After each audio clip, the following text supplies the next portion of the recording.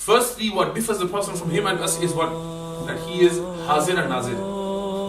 Meaning in his grave today, the Messenger of Allah, in his blessed grave in Medina Munawwara, the Prophet ﷺ is alive in his grave. The Prophet ﷺ is alive in his grave today, and he can see to where he wants to see, and he can hear to wherever he wants to hear.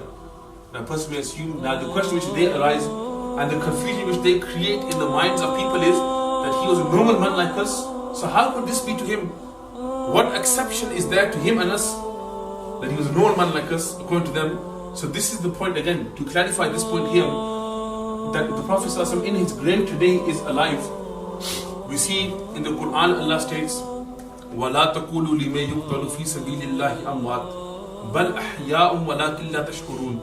In Surah Baqarah, the Messenger of Allah, the Quran states that وَلَا تَقُولُوا, do not say, لِمَنْ يُقْتَلُ فِي سَبِيلِ اللَّهِ أَمْوَاتٌ, that those who have been slain, those who have been killed, martyred in the way of Allah, amwat, that they are maut, that they are dead.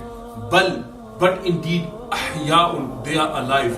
Walakin la tash'urun, but you cannot understand or comprehend how they are alive. This is the status of the martyrs. Then the Messenger of Allah ﷺ is the leader of all the martyrs, the Nabiyyin, was Siddiqeen, was Shuhada'i, was Salihin. Allah has made the ranks in the Quran. The Nabiyyin come first, the Anbiya. Then Siddiqeen, the truthful ones. Then Shuhada come, the martyrs come number 3. Salihin, the pious, come number 4. So when those who are in rank number 3 Allah keeps them alive even after they are dead, then why would Allah subhanahu wa ta'ala not keep the prophets alive? That shows all the Anbiya are alive.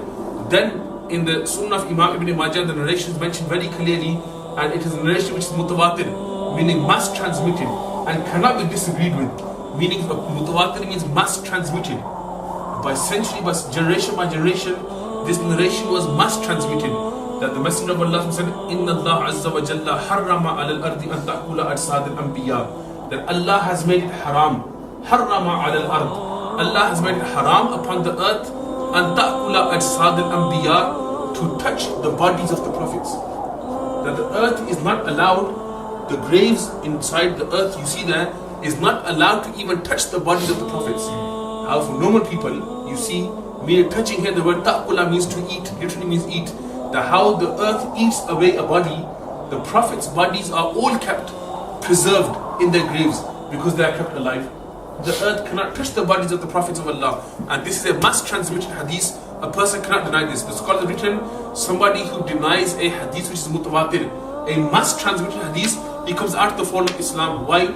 Because mass transmitted comes onto the same level as the Quran.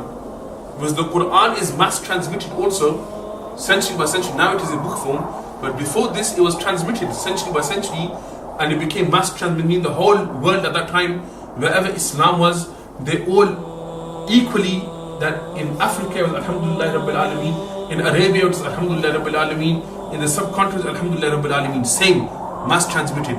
Just like this, there are certain narrations which became mass transmitted also, meaning the whole world was aware of this narration, this is correct. And this comes into that rank, where Allah is saying that Allah keeps all the bodies of the prophets preserved and alive.